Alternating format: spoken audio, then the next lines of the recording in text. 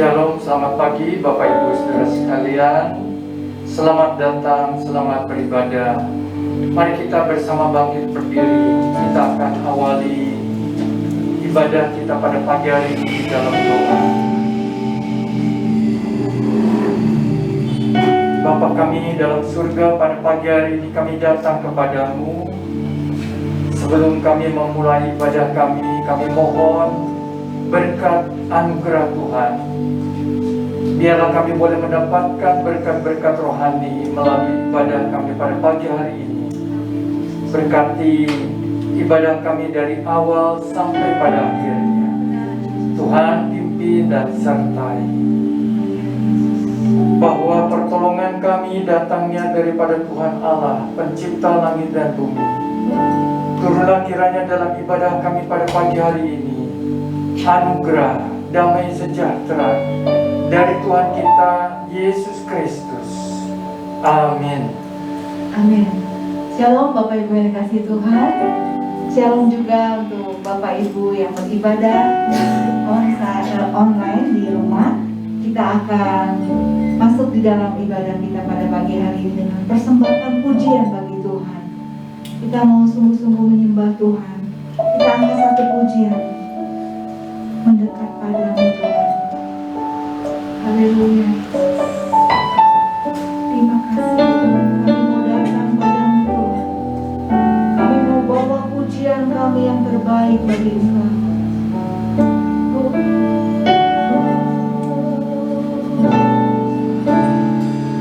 Datang padamu, membawa pujianku, hanya kekuatan hadiratmu.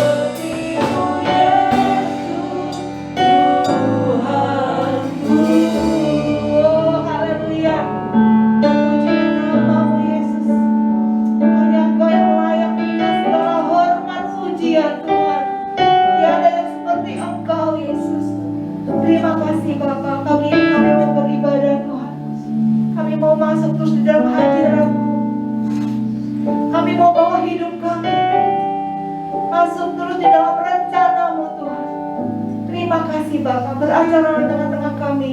Roh Kudus tuntun setiap kami, untuk kami boleh merasakan lawatan-Mu di dalam setiap kehidupan kami. Terpujilah nama-Mu ya Bapa. Kami serahkan ibadah ini dari awal, pertengahan hingga akhirnya hanya di dalam satu nama, Tuhan Yesus Kristus. Kami sudah berdoa dan mengucap syukur. Kita katakan bersama-sama, amin. Haleluya. Allah kita luar biasa. Amin Bapak Ibu Saudara. Kita mau tetap teguhkan hati kita bahwa Tuhan yang mengatur setiap langkah hidup kita. Haleluya. Kita angkat pujian ini. Haleluya. Dia besar di dalam kita.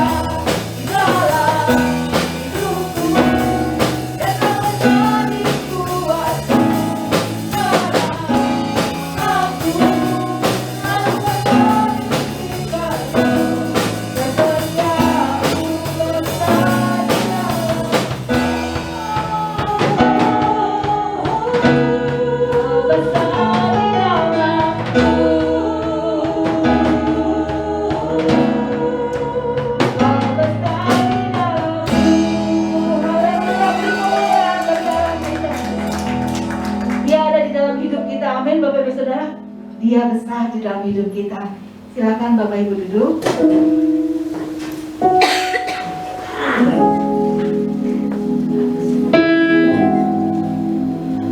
Sungguh karena Dia ada di dalam hidup kita. Kita percaya Dia yang memimpin segenap kehidupan kita. Haleluya. Memang Dialah yang pelihara hidup kita. Melewati hari lepas hari. Pertolongan Tuhan yang menjadi bagian di dalam kehidupan kita. Amen.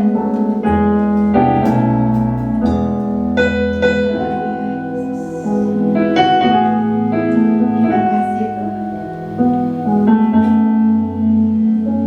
Kita mau renungkan kebaikan-Nya. Haleluya.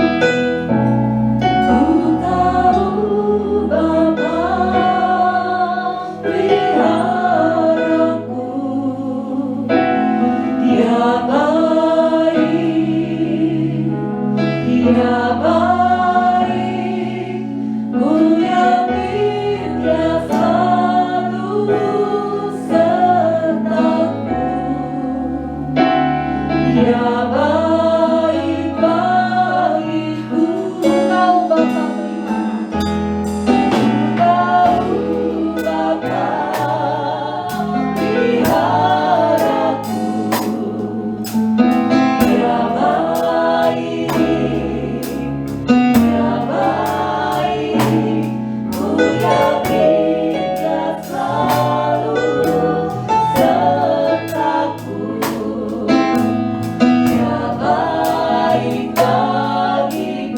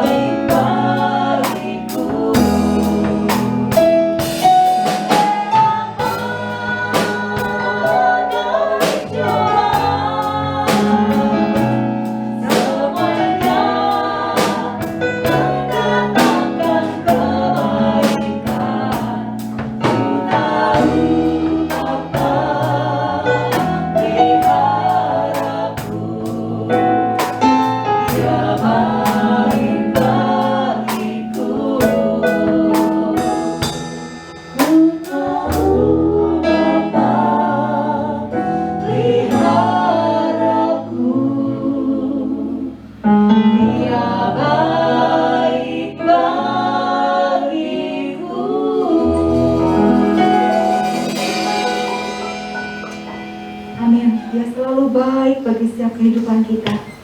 Apapun keadaan kita saat ini. Hari kita mau serahkan seluruh kehidupan kita. Apapun yang menjadi pergumulan kita saat ini. Kita percaya penyertaan yang sempurna bagi hidup kita. Dan Dia yang memberikan kekuatan. Kekuatan untuk kita melewati setiap pergumulan, setiap masalah, apapun yang harus kita hadapi. Bersama Tuhan kita dimampukan.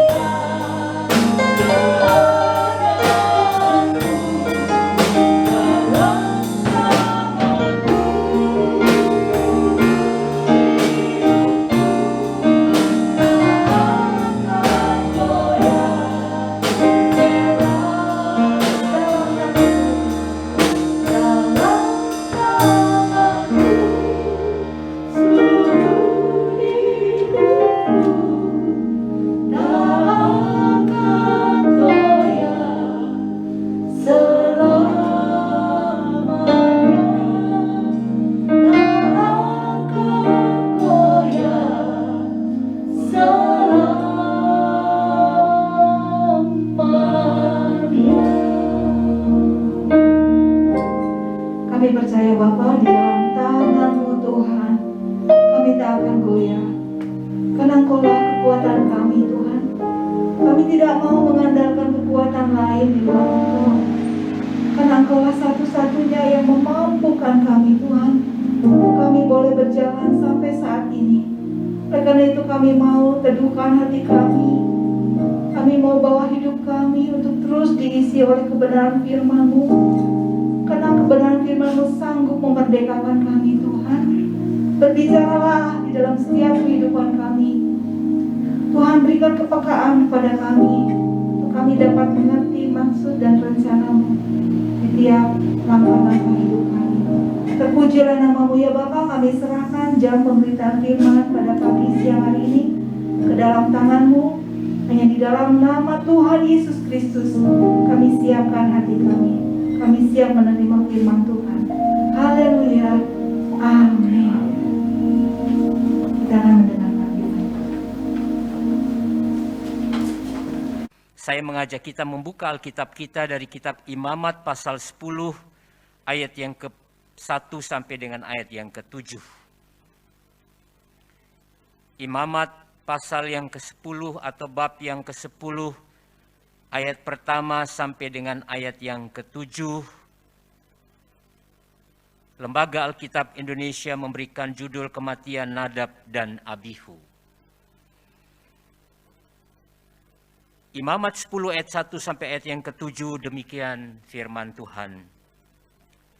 Kemudian anak-anak Harun, Nadab dan Abihu, masing-masing mengambil perbaraannya, membubuh api ke dalamnya, serta menaruh ukupan di atas api itu.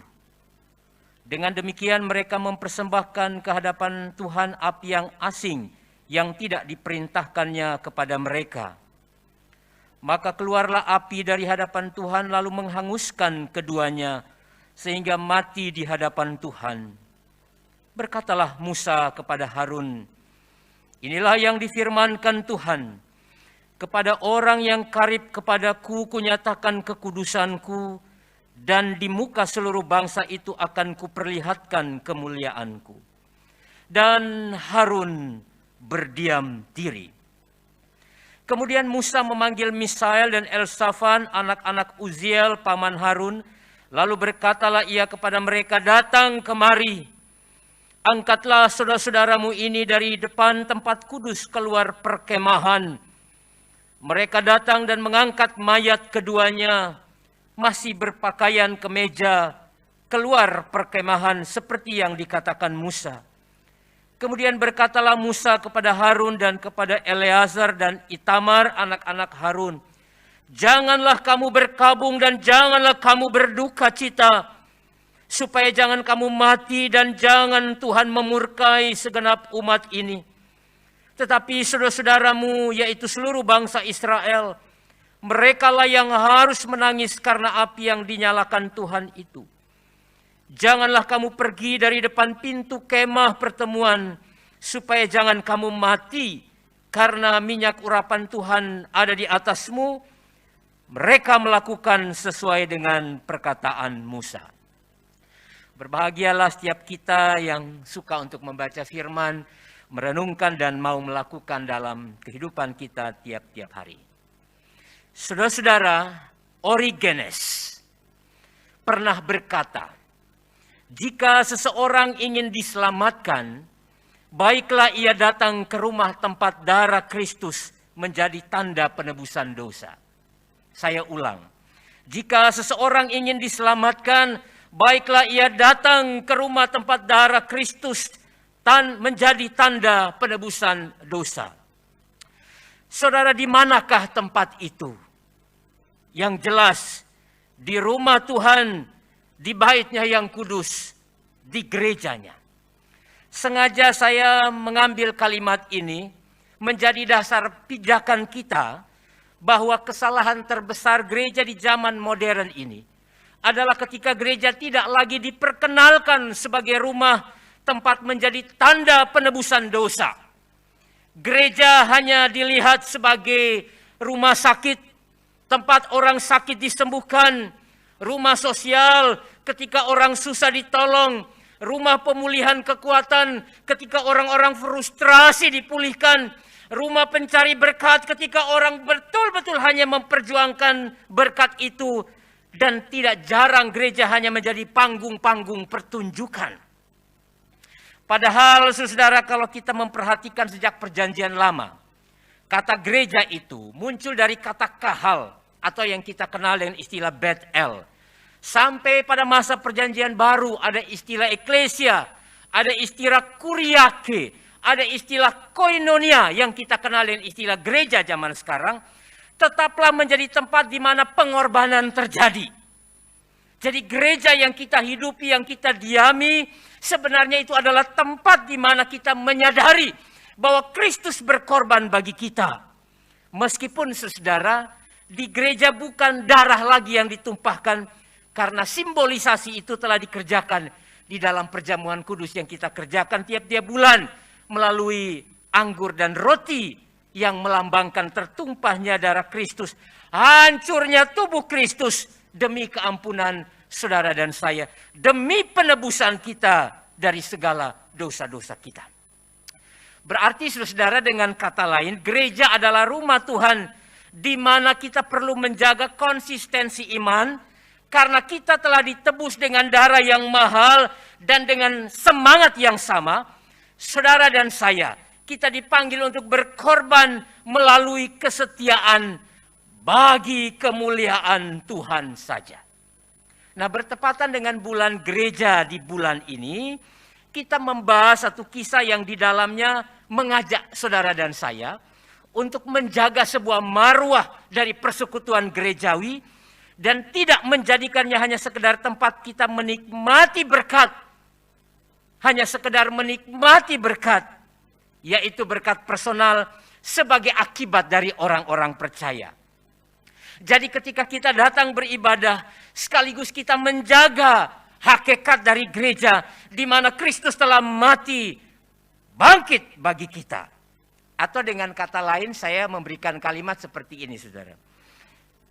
Kita wajib berhati-hati dalam menjalani panggilan pelayanan dan kehidupan bergereja kita, agar tidak menyimpang dari yang Yesus harapkan. Nah, ketika membaca ayat bacaan tadi, tentu kita dikagetkan berbicara tentang kematian Nadab dan Abihu, anak-anak dari Imam Harun. Kisah itu merupakan cerita yang nampak begitu horor kalau kita membaca dengan serius. Bukan hanya horor, begitu mengerikan. Hanya karena sebuah kesalahan kecil dalam tanda kutip, kematian menghujam dua anak Imam Harun ini. Cara hukuman pun seolah-olah begitu sadis, karena mereka disambar dengan api yang menghanguskan dan membuat mereka mati seketika. Pertanyaannya, apakah tidak ada hukuman lain yang lebih manusiawi dari hukuman dibakar dengan api dari api Tuhan? Nah, mari kita melihat secara kronologis peristiwa ini. Harun adalah saudara dari Musa dan Miriam. Harun menjadi hamba Tuhan dan ia adalah imam kepala atau imam besar sebagai jabatan yang paling tinggi di dalam bait Allah. Dan Harun sendiri mempunyai 4 anak. Dan 2 anak yaitu Nadab dan Abihu menjadi imam di ring 1. Berarti di pelataran utama atau yang disebut dengan di altar. Nah, orang yang dipercaya untuk melayani di ring 1 atau di altar, di mimbar, itu ada tuntutan tanggung jawab yang lebih. Tanggung jawab lebih itu bukan saja dari sudut hak istimewa mendapatkan berkat di ring 1, tetapi juga konsekuensi atau akibat dari jabatan itu. Ini yang acap kali sering dilupakan.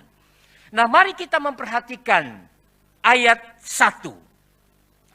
Alkitab menyebutkan dalam ayat 1, kemudian anak-anak Harun, Nadab dan Abihu, masing-masing mengambil perbaraannya, membubuh api ke dalamnya, serta menaruh ukupan di atas api itu. Saudara lihat di sini. Di sini nampak anak-anak Harun mengerjakan sesuai dengan tupoksi, kalau bahasa anggota dewan, tugas pokok dan fungsi, dan tidak ada yang keliru, tidak ada yang salah. Tapi mari kita melihat bagian B. Di dalam ayat 1 bagian B dikatakan begini. Dengan demikian, mereka mempersembahkan ke hadapan Tuhan api yang asing, atau dalam bahasa Ibrani disebut ezara, yang tidak diperintahkannya kepada mereka. Ini di dalam ayat 1 bagian B. Nah, ketika kita memperhatikan ayat 1 bagian B ini, disinilah muncul kesalahan mereka. Akibat dari kesalahan mereka yang saya katakan tadi kecil itu muncul di dalam ayat 2. Maka keluarlah api dari hadapan Tuhan, lalu menghanguskan keduanya, sehingga mati di hadapan Tuhan. Mengerikan sekali, bukan saudara? Banyak orang mempertanyakan kesalahan fatal apa sih yang dilakukan oleh Nadab dan Abihu sampai membuat mereka terpanggang oleh api. Bahkan apakah Tuhan tidak memiliki kasih sama sekali? Orang kemudian mulai menduga-duga kesalahan apa nih sebenarnya dilakukan. Ada yang mengatakan karena kesalahan mereka tidak menyiapkan unsur yang baik. Jadi ada instrumen-instrumen dalam memberikan persembahan itu. Ada yang mengatakan bahwa prosedurnya, tata cara langkah, tata cara membakarnya keliru. Ada yang berkata bahwa persiapannya yang tidak baik, tidak kudus, sehingga mereka layak untuk mati dengan cara dibakar oleh api. Nah, dalam tinjauan etika perjanjian lama, hukuman selalu diletakkan sebagai yang utama. Hukuman biasanya harus maksimal alias keras, dan bahkan acap kali disejajarkan dengan kekerasan. Dan saya berpikir saudara, kalau kita hidup di dalam perjanjian lama, mungkin kita sudah terpanggang, terbakar habis oleh karena kelalaian dan kelemahan kita. Saya mengutip seorang ahli dalam bidang perjanjian lama, namanya Christopher Wright. Dia berkata begini, hukuman serius ini bukan untuk menyamakan dengan konteks bangsa lain yang jahat pada waktu itu. Karena bangsa-bangsa yang jahat pada waktu itu juga melakukan hukuman yang sama. Tetapi memperingatkan umat Tuhan, jangan bermain-main dengan kekudusan Allah. Karena itu saudara, para ahli tafsir menyebutkan berarti ada dua kemungkinan kesalahan Nadab dan Abihu sampai mereka mati terpanggang. Yang pertama, karena mereka mengambil api dari luar kemah suci.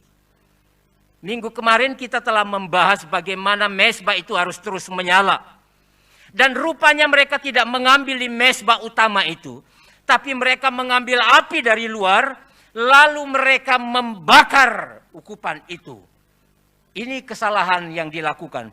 Tetapi yang kedua, kemungkinan besar, seperti yang dikatakan di dalam ayat yang ke-9, kalau nanti kita memperhatikan ayat bacaan kita. Di situ dikatakan, janganlah engkau minum anggur atau minuman keras, engkau serta anak-anakmu. Bila kamu masuk ke dalam kemah pertemuan supaya jangan kamu mati, itulah suatu ketetapan untuk selamanya bagi kamu turun-temurun. Ada kemungkinan yang kedua, bahwa selain mereka mengambil api dari luar mezbah, tapi mereka juga dalam keadaan mabuk. Saudara, kita bisa membayangkan begitu seriusnya mengerjakan sebuah pelayanan. Kita dilarang untuk bermain-main atau mempermainkannya. Kalau kita mempermainkan, maka bukan saja menajiskan sebuah peribadahan di mana Allah tidak dihormati, tetapi kita pantas dihukum mati dengan cara yang mengerikan sebagai akibat tidak menghormati Tuhan. Tapi jangan saudara, segala sesuatu dikaitkan dengan dosa. Karena kadang-kadang orang Kristen ini terlampau menjadi hakim, padahal kita cukup menjadi saksi. Mungkin sekarang lagi viral kisah tentang penyakit yang dialami oleh Ari Lasso ya. Ketika dia mencoba untuk mulai hidup di dalam kebenaran Tuhan, melayani, dia bersaksi melalui nyanyi-nyanyiannya. Lalu ternyata setelah dia mengalami yang namanya COVID-19, lalu kemudian dia divonis kanker atau tumor yang berkategori sangat berbahaya. Tapi saudara lihat, ada satu kalimat yang bagi saya baik kalau kita nonton di YouTube ya. Misalnya nonton di YouTube-nya Deddy Corbuzier. Dia berkata, jangan pernah tangisi aku. Hebat luar biasa. Dia minta orang lain jangan menangisi dia. Karena itu panggilan bagi dia untuk terus beriman kepada Tuhan. Dan bukan karena kesalahan dari Ari Lasso. Saudara-saudara, kita melihat akibat dari kematian Nadab dan Abihu ini juga nggak main-main, saudara. Bahkan sampai keluarga inti pun dilarang mendekat. Kadang-kadang saya membayangkan apakah seperti kondisi zaman sekarang. Keluarga dekat pun tidak boleh mendekat. Makanya saudara lihat di dalam ayat bacaan kita, ayat 4 dan 5. Misael dan Elshafan anak-anak Uziel, paman Harun, yang harus mengurusi jenazahnya. Keluarga intinya tidak boleh. Bahkan mereka juga tidak boleh meratap dan bersedih. Coba perhatikan dalam ayat 6. Secara tegas mengatakan begini. Kemudian berkatalah Musa kepada Harun dan kepada Eleazar dan Itamar anak-anak Harun. Janganlah kamu berkabung dan janganlah kamu berduka cita. Supaya jangan kamu mati dan jangan Tuhan memurkai segenap umat ini. Tetapi saudara-saudaramu yaitu seluruh bangsa Israel. Merekalah yang harus menangis. Karena api yang dinyalakan Tuhan itu mengerikan, saudara. Orang yang dipercaya untuk melayani pekerjaan Tuhan. Ketika berbuat salah, hukumannya tidak tanggung-tanggung. Akibat dari hukuman itu bahkan keluarga inti pun dilarang untuk mengurusnya. Saya membayangkan hukuman dalam perjanjian lama ini terlampau berat. Tapi nanti kita lihat dalam perjanjian baru. Bukan berarti Tuhan melegalkan perbuatan-perbuatan jahat. Tapi ada caranya untuk Tuhan mengundang kita memperbaharui diri. Dari hari ke hari, di mana tempatnya? Di gereja, tempat Yesus menebus dosa saudara dan saya. Di baitnya yang kudus, tempat dia mati tetapi bangkit untuk memberikan kemenangan bagi saudara dan saya. Pertanyaannya saudara, bagaimana caranya agar di masa kini? Belajar dari kisah di atas, saudara-saudara, peribadahan dan pelayanan kita tidak mempermainkan Tuhan sesuai dengan tema kita di minggu ini. Ada 3 kesimpulan bagi kita. Yang pertama, saudara-saudara, kita harus menjadi karibnya Tuhan. Seperti yang dicatat dalam ayat 5 bagian A. Berkatalah Musa kepada Harun, inilah yang difirmankan Tuhan. Kepada orang yang karib kepadaku, kunyatakan kekudusanku. Dan di muka seluruh bangsa itu akan kuperlihatkan kemuliaanku. Saudara, rupanya di bulan gereja ini. Saudara dan saya kita dipanggil untuk menjadi karibnya Tuhan. Menjadi sahabatnya Tuhan. Dan ketika kita menjadi sahabatnya Tuhan, disitulah kesempatan Tuhan menyatakan kekudusan dan kemuliaan. Sehingga ketika orang melihat kita, mereka juga terimpartasi menikmati kekudusan dan kemuliaan itu sendiri. Tuhan meminta kita mendekat dan menjadi pelayan dengan memperhatikan hidup atau cara melayani kita sebagai penghormatan akan kesucian Tuhan. Kalau minggu kemarin kita telah membahas ada persiapan hati, telinga diri, persiapan diri kita, motivasi kita, serta berbagai macam apa yang Tuhan inginkan di dalam melayani. Tidak mungkin saudara dan saya berkata sebagai karibnya Tuhan, tetapi perbuatan kita menunjukkan perlawanan atau seterunya Tuhan. Kita jangan hanya meminta Tuhan mengerti dosa dan kekurangan kita. Jangan hanya meminta Tuhan tahu pergumulan dan penderitaan kita. Jangan hanya meminta Tuhan mengerti perasaan-perasaan kita dan keterbatasan kita. Namun kita sendiri lupa bagaimana perasaan Tuhan yang terluka oleh karena perbuatan-perbuatan kita. Saudara, pelayanan kita seharusnya sungguh-sungguh dalam relasi penyembahan pada Allah yang kudus. Apapun yang kita kerjakan selalu menjadi sebuah penyembahan. Dan saya katakan di sini, penyembahan sejati pertama-tama adalah mengubah si penyembah. Bagaimana mungkin kita begitu antusias menyembah Tuhan, tapi tidak pernah mengubah apapun dalam kehidupan kita. Semuanya menjadi tidak berguna. Ibrani 12 ayat 14b berkata, kejarlah kekudusan, Sebab tanpa kekudusan tidak seorang pun akan melihat Tuhan. Dan saya kutip lagi apa yang dikatakan oleh Jonathan Edwards. Dia ini juga seorang pengkhotbah ulung dalam sejarah gereja. Dia berkata begini, kasih yang sejati dari Tuhan harus dimulai dengan sebuah kesenangan di dalam kekudusannya. Dan bukan kesenangan akan sifat Allah lainnya, baik, benar, peduli, pengampun. Karena sifat-sifat lainnya tidak akan sungguh-sungguh indah tanpa kekudusan itu. Wah, luar biasa bukan saudara? Ini yang Alkitab hendak ajarkan kepada kita di bulan gereja ini. Poin yang kedua, saudara. Di dalam ayat yang kelima bagian terakhir, ada satu kalimat pendek yang perlu kita renungi bersama. Dan Harun berdiam diri. Saudara, mengapa Harun berdiam diri setelah ditegur oleh Musa? Dia mau belajar menempatkan diri sebagai hamba atau pelayan yang tidak pantas mendapat jabatan imam karena telah gagal membenahi anak-anaknya. Harun sadar akan kesalahannya. Di dalam pengakuan akan ketidaklayakan, maka Tuhan menyatakan kasih dan pengampunan yang melayakannya. Saudara, kemarin dalam doa Jumat, saya berkata ada dua kisah. Yang pertama adalah di Jalan Lengkong. Bapak Ibu yang orang Bandung pasti lebih tahu. Saya baca kenapa disebutkan kisah Jalan Lengkong. Karena rupanya dokter pertama di Provinsi Jawa Barat adalah orang Manado. Namanya Dokter Lengkong. Itu sebabnya namanya diabadikan. Hebat juga. Karena pada zaman Belanda pada waktu itu. Lalu ada Jalan ABC, tempat orang beli listrik, lampu, dan lain sebagainya. Mengapa disebut ABC? Oh, karena di situ adalah wilayah orang Arab, orang Bumi Putra, dan orang China. Jadi itu sebenarnya simbolisasi Jawa Barat.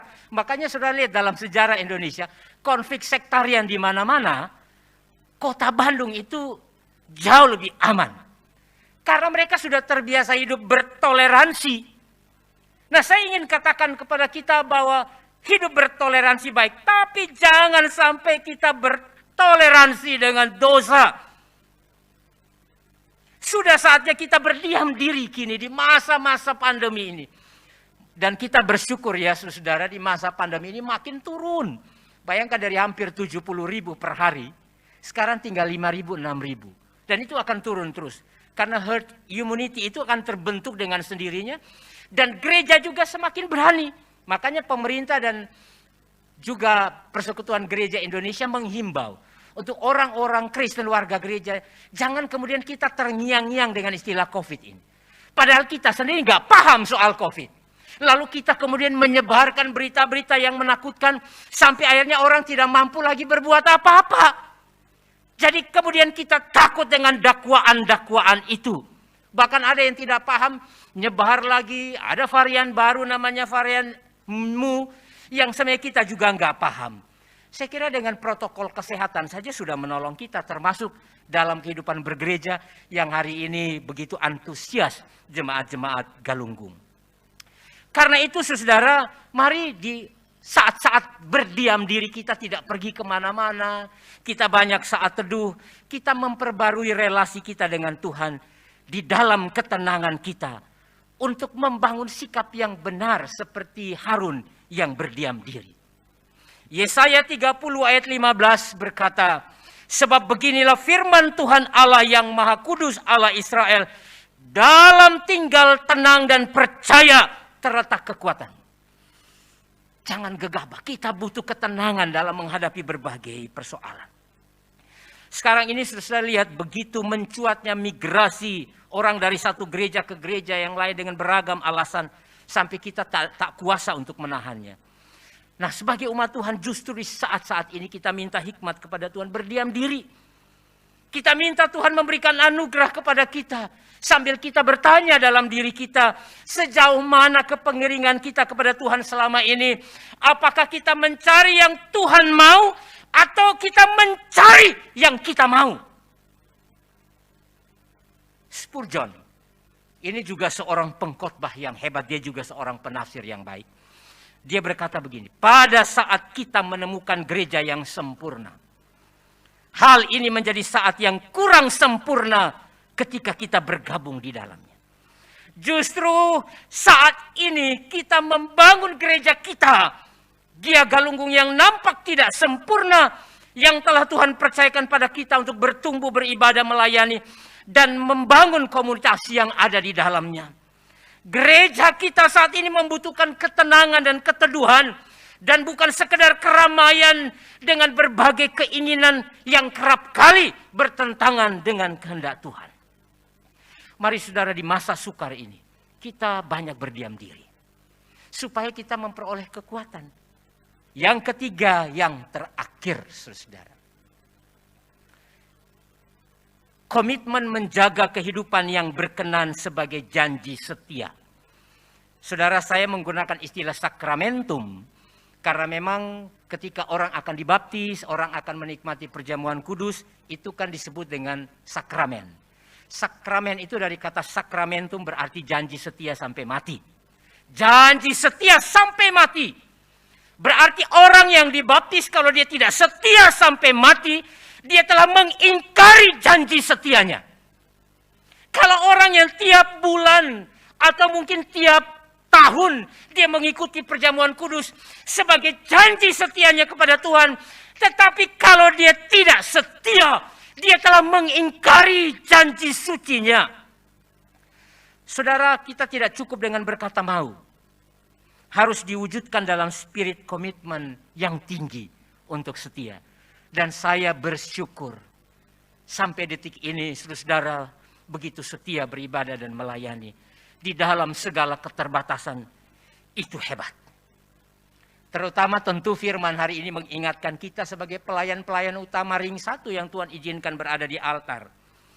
Kita telah melayani karena kita telah dilantik dan ditabiskan. Berarti kita harus meresponi panggilan pelayanan sebagai pertanggungjawaban kita kepada Tuhan.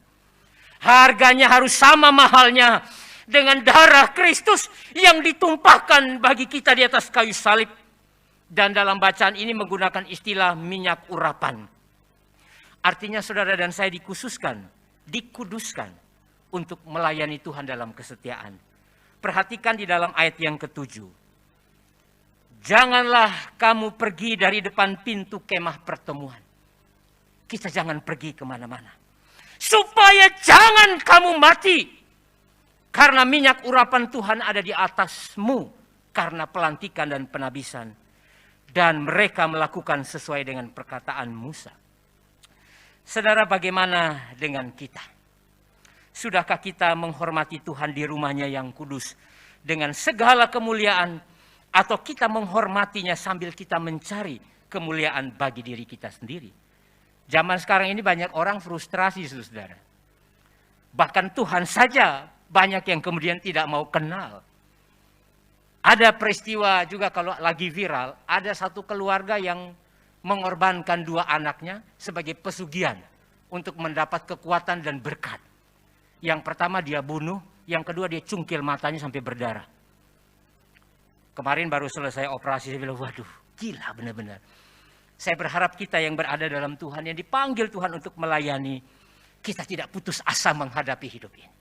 Di dalam semua keterbatasan kita, kita selalu minta Tuhan menolong kita.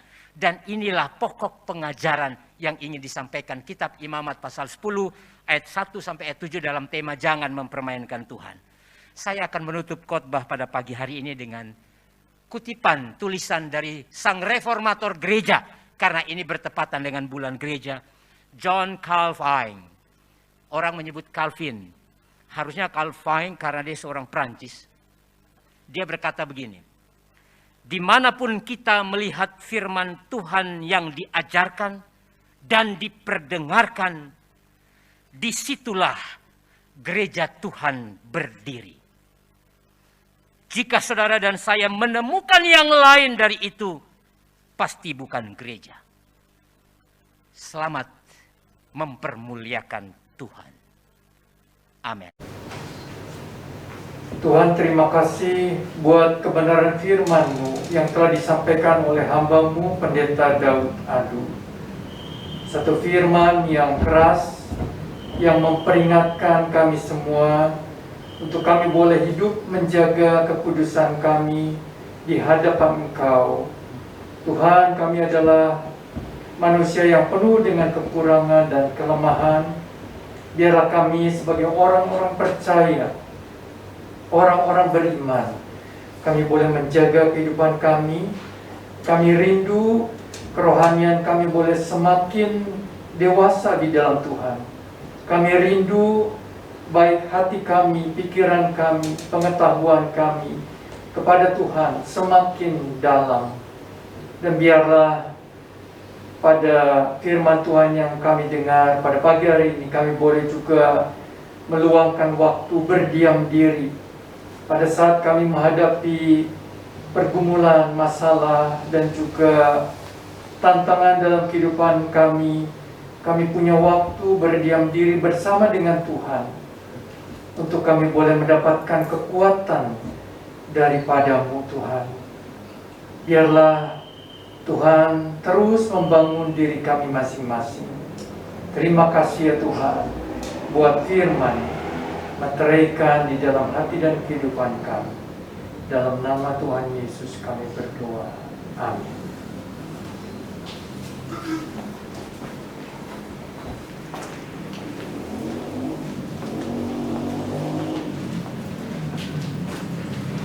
Shalom Bapak Ibu Saudara yang terkasih dalam Kristus Yesus. Mohon perhatian untuk beberapa pengumuman. Pertama-tama kami mengucapkan terima kasih kepada Pendeta Daud Abdul atas pelayanan firman tempat ini. Juga kami mengucapkan terima kasih kepada worship leader, singer, dan pemain musik. Kiranya Tuhan memberkati kita semua.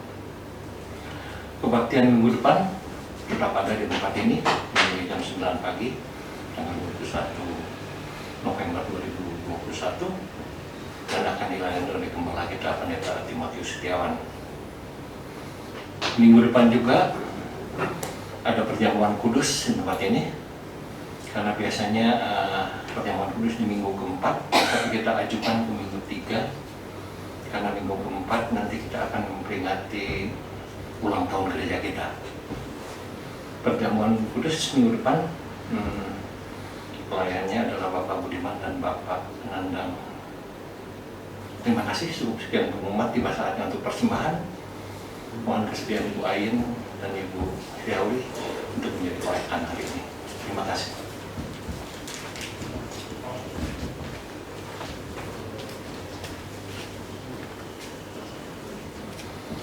Mari kita tundukkan kepala, satukan hati dalam doa. Bapa dalam surga, Bapa dalam nama Tuhan Yesus Kristus, Bapa surgawi, kembali kami menghadap Engkau Tuhan untuk mengucap syukur dan terima kasih.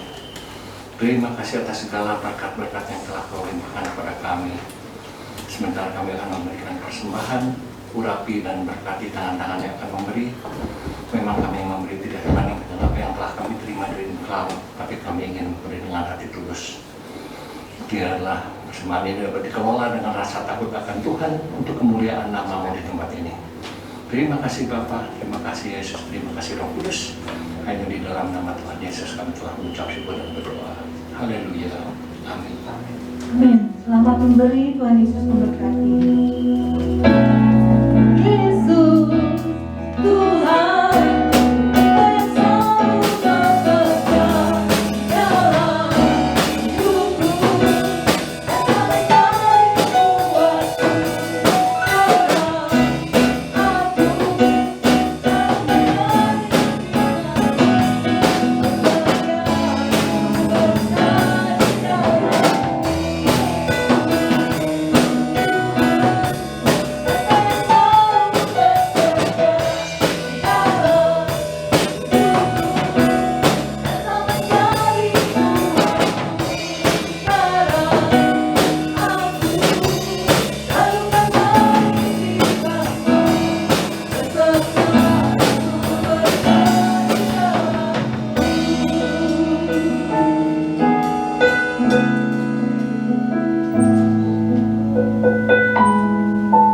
Mari kita bangkit berdiri, kita akan akhiri ibadah kita di dalam doa.